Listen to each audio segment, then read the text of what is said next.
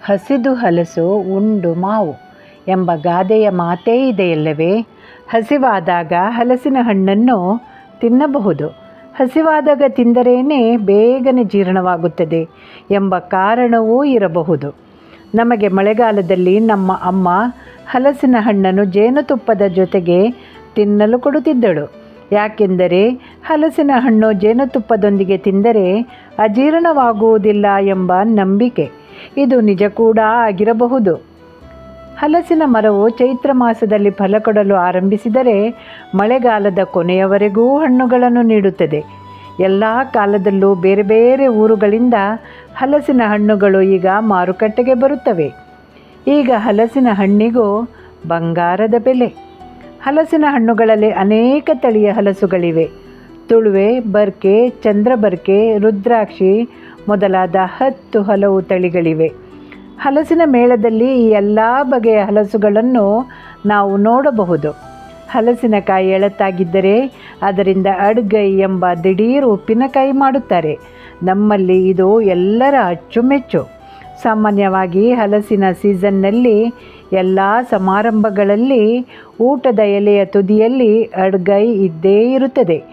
ಎಳೆಗುಜ್ಜೆಯ ಜೊತೆಗೆ ಎಳೆ ಮಾವಿನಕಾಯಿ ಕೂಡ ಸೇರಿಸಿದರೆ ಅಡ್ಗೈ ರುಚಿ ಸೂಪರ್ ಆಗಿರುತ್ತದೆ. ಹಲಸಿನಕಾಯಿ ಸ್ವಲ್ಪ ಬಲಿತರೆ ಗುಜ್ಜೆ ಸುಕ್ಕ ಮಾಡಲು, ಕಡಲೆ ಗಸಿಗೆ, ಗುಜ್ಜೆ ಕೊದ್ದಲಿಗೆ, ಗುಜ್ಜೆ ಪಲ್ಯಕ್ಕೆ ಬಳಸುತ್ತಾರೆ. ಗುಜ್ಜೆ ಮಂಚೂರಿ, ಗುಜ್ಜೆ ಪೋಡಿಯಂತೂ ಎಲ್ಲರಿಗೂ ಬಹಳ ಪ್ರೀತಿ. ಸ್ವಲ್ಪ ಬೆಳೆದ ಹಲಸಿನಕಾಯಿ ಇದ್ದರೆ ಬಿಡಿಸಿ ಉಪ್ಪು ನೀರಿಗೆ ಹಾಕಿ ಉಪ್ಪಡು ಪಚ್ಚರ್ ಮಾಡಿ ಇಡುತ್ತಾರೆ. ಇದರ ಸಲ್ಲ ಉಪ್ಕರಿ ಮಾಡಿದರಂತೂ ಬಹಳ ಸೊಗಸು. ಹಣ್ಣಾದ ಹಲಸು ತಿನ್ನಲು ಮಾತ್ರವಲ್ಲ, ಹಲವಾರು ವಿಧಗಳಲ್ಲಿ ಬಳಕೆಯಾಗುತ್ತದೆ. ಹಲಸಿನ ಗಟ್ಟಿ, ಪತ್ತೋಳಿ, ಮುಳಿಗ, ಹಲಸಿನ ಹಲ್ವಾ, ಹಲಸಿನ ಹಣ್ಣಿನ ಹೋಳಿಗೆ, ಪಾಯಸ, ಐಸ್ ಕ್ರೀಮ್ ಹೀಗೆ ಹಲವಾರು ರೀತಿಯ ಸಿಹಿಗಳನ್ನು ಇತ್ತೀಚೆಗೆ ಮಾಡುತ್ತಾರೆ. ಅದರ ಬೀಜಗಳಿಂದ ಕೂಡ ಹಲವಾರು ಖಾದ್ಯಗಳನ್ನು ಮಾಡುತ್ತಾರೆ. ಈಗ ನಾನು ಹೇಳಬಯಸುವುದು ಬಲಿತ ಹಲಸಿನಕಾಯಿಯಿಂದ ಹಲಸಿನ ಸೊಂಟೆ ಅಂದರೆ ಚಿಪ್ಸ್ ಮಾಡುವ ವಿಧಾನವನ್ನು ತಿಳಿಸುವುದು. ಇದು ತಿನ್ನಲು ಬಹಳ ರುಚಿಯಾಗಿರುತ್ತದೆ. ಎಲ್ಲರೂ ಇಷ್ಟಪಡುವ ಕುರುಕಲು ತಿಂಡಿಯಾಗಿದೆ. ಕರಾವಳಿ ಭಾಗದಲ್ಲಿ ಇದಕ್ಕೆ ಭಾರಿ ಬೇಡಿಕೆ. ಇದನ್ನು ಮಾಡಲು ಸ್ವಲ್ಪ ಸಮಯ ಹಾಗೂ ಶ್ರಮ ಜಾಸ್ತಿ ತಗಲಿದರೂ ತಿನ್ನುವಾಗ ಪಟ್ಟ ಶ್ರಮವೆಲ್ಲ ಮರೆತು ಹೋಗುತ್ತದೆ. ಇದನ್ನು ಜಾಗ್ರತೆಯಾಗಿ ಸೇಕರಿಸಿ ಇಟ್ಟರೆ 4-6 ತಿಂಗಳು ಉಳಿಯುತ್ತದೆ. ಈಗ ಅದನ್ನು ಹೇಗೆ ಮಾಡುವುದೆಂದು ನೋಡೋಣವೇ. ಹಲಸಿನ ಚಿಪ್ಸ್ ಮಾಡಲೆಂದೇ ಕೆಲವು ಹಲಸು ಇರುತ್ತದೆ. ಎಲ್ಲ ಹಲಸಿನಿಂದ ಚಿಪ್ಸ್ ಮಾಡಲು ಆಗುವುದಿಲ್ಲ. ಸೋಳೆಗಳು ತೀರಾ ದಪ್ಪವಾಗಿರದೆ ನೀರಿನಂಶ ಕಡಿಮೆ ಇರುವ ಹಲಸಿನಕಾಯಿ ಇದಕ್ಕೆ ಬೇಕು. ಮರದಿಂದ ತೆಗೆದ ತಕ್ಷಣವೇ ಚಿಪ್ಸ್ ಮಾಡುವ ಕೆಲಸವನ್ನು ಆರಂಭಿಸಬೇಕು. ಇದು ಸೊಂಟೆ ಮಾಡುವ ಹಲಸಿನಕಾಯಿ. ಹೀಗೆ ಹಲಸನ್ನು ಕತ್ತರಿಸಿ ಸಣ್ಣ ಸಣ್ಣ ತುಂಡುಗಳಾಗಿ ಭಾಗ ಮಾಡಿಕೊಳ್ಳಬೇಕು. ಹಲಸಿನಕಾಯಿ ಬಿಡಿಸುವ ಮೊದಲು ಕೈಗೆ ತೆಳ್ಳಗೆ ಎಣ್ಣೆಯನ್ನು ಹಚ್ಚಿಕೊಳ್ಳಬೇಕು. ಇಲ್ಲದಿದ್ದರೆ ಅದರ ಅಂಟು ಮಯಣ ಕೈಗೆಲ್ಲ ಅಂಟಿಕೊಳ್ಳುತ್ತದೆ. ಅದರಿಂದ ಯಾವಾಗಲೂ ಹಲಸಿನ ಹಣ್ಣಿಗಾಗಲಿ ಹಲಸಿನ ಕಾಯಿಗಾಗಲಿ ಕೈ ಹಾಕುವ ಮೊದಲು ಕೈಗೆ ಎಣ್ಣೆಯನ್ನು ಸವರಿಕೊಂಡೇ ಬಿಡಿಸಿಕೊಳ್ಳಬೇಕು. 2-3 ಜನರಿದ್ದರೆ ಬೇಗ ಬಿಡಿಸಿಕೊಳ್ಳಬಹುದು. ಇವತ್ತು ಶಾಲೆಗೆ ರಜೆ ಇದ್ದ ಕಾರಣ ನಮ್ಮ ಹೆಲ್ಪರ್ ಯಮುನಳ ಮಕ್ಕಳು ಸಹಾಯ ಮಾಡಲು ಬಂದಿದ್ದಾರೆ.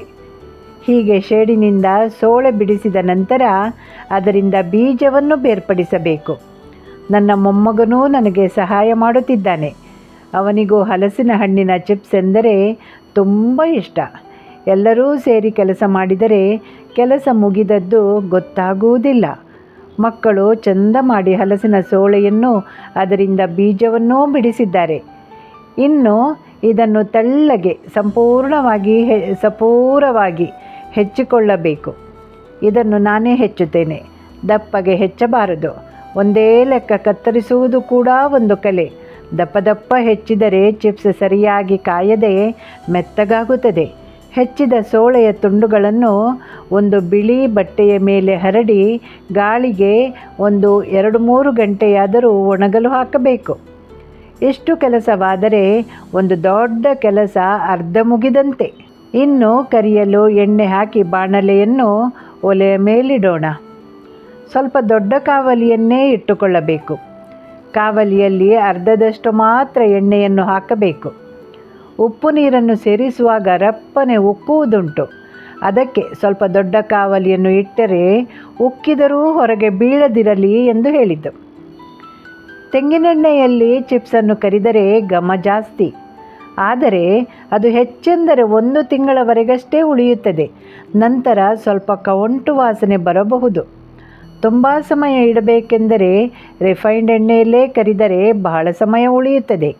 ಇದಕ್ಕೆ ಹಾಕಲು ಒಂದು ತಟ್ಟೆಯಲ್ಲಿ 4 ಚಮಚ ಉಪ್ಪು ಹಾಕಿ ಅರ್ಧ ಲೋಟ ನೀರು ಹಾಕಿ ಮಿಕ್ಸ್ ಮಾಡಬೇಕು.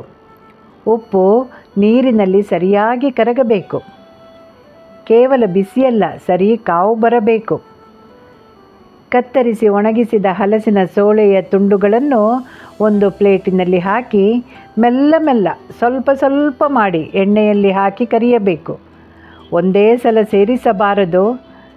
ಸೋಳೆ ತುಂಡುಗಳನ್ನು ಎಣ್ಣೆಗೆ ಸೇರಿಸುವಾಗ ಜಾಗ್ರತೆ ಬೇಕು. ಈ ಸೋಳೆಯ ಚೂರುಗಳಲ್ಲಿ ನೀರಿನ ಅಂಶವಿರುವುದರಿಂದ ಸಿಡಿಯಬಹುದು. 1-2 ಬಾರಿ ಮಗುಚುತ್ತಾ ಕರಿಯಬೇಕು. ಆಗಾಗ ಕೈಯಾಡಿಸುತ್ತಾ ಇರಬೇಕೆಂದೇನಿಲ್ಲ. ಅರ್ಧ ಕರಿದು ಬರುವಾಗ 1 ಚಮಚ ಉಪ್ಪು ನೀರನ್ನು ಎಣ್ಣೆಗೆ ಹಾಕಬೇಕು. ಆಗ ಎಣ್ಣೆಗೆ ನೀರು ಸೇರಿಸಿದ ತಕ್ಷಣ ಸೊಯ್ ಅಂತ ದೊಡ್ಡ ಶಬ್ದ ಬರುತ್ತದೆ.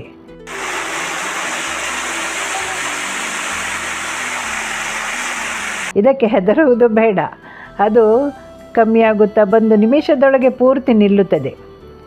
ಎಣ್ಣೆಯಲ್ಲಿ ಪೂರ್ತಿಯಾಗಿ ಕುದಿಯುವ ಗುಳ್ಳೆಗಳು ನಿಂತಾಗ ಆ ಚಿಪ್ಸು ಕರಕರ ಶಬ್ದ ಸೌಟಿಗೆ ತಾಗುವಾಗ ಗೊತ್ತಾಗ್ತದೆ.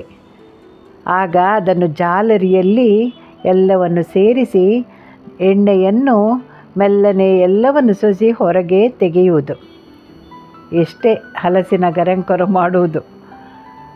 ಚಿಪ್ಸ್ ಮಾಡುವುದು ದೊಡ್ಡ ಕೆಲಸವಲ್ಲ, ಆದರೆ ಕೆಲಸ ಜಾಸ್ತಿ. ಕೆಲಸ ಸ್ವಲ್ಪ ಜಾಸ್ತಿ ಆದರೆ ನಾವೇ ಮಾಡಿದ್ದನ್ನು ತಿನ್ನುವಾಗ ಅದರ ರುಚಿ ಇನ್ನೂ ಜಾಸ್ತಿ ಎನಿಸುತ್ತದೆ. ಆತ್ಮೀಯರೇ, ಈ ಹಲಸಿನ ಹಣ್ಣಿನ ಕುರಿತ ಮಾಹಿತಿಯು ನಿಮಗೆ ಇಷ್ಟವಾಗಿರಬೇಕಲ್ಲ. ಮಾಹಿತಿ ಇಷ್ಟವಾದರೆ ನನ್ನ ಕೃಷ್ಣಾರ್ಪಿತಂ ಚಾನಲನ್ನು ಸಬ್ಸ್ಕ್ರೈಬ್ ಮಾಡದವರು ಸಬ್ಸ್ಕ್ರೈಬ್ ಮಾಡಿಬಿಡಿ. ಎಲ್ಲರೂ ಲೈಕ್ ಮಾಡಿ. ನೀವು ಏನಾದರೂ ಗರಂಕೊರೋ ಮಾಡುವಿರಾದರೆ ಕಮೆಂಟ್ ಮಾಡಿ ತಿಳಿಸಲು ಮರೆಯಬೇಡಿ. ಎಲ್ಲರಿಗೂ ಶುಭವಾಗಲಿ. ಧನ್ಯವಾದಗಳು.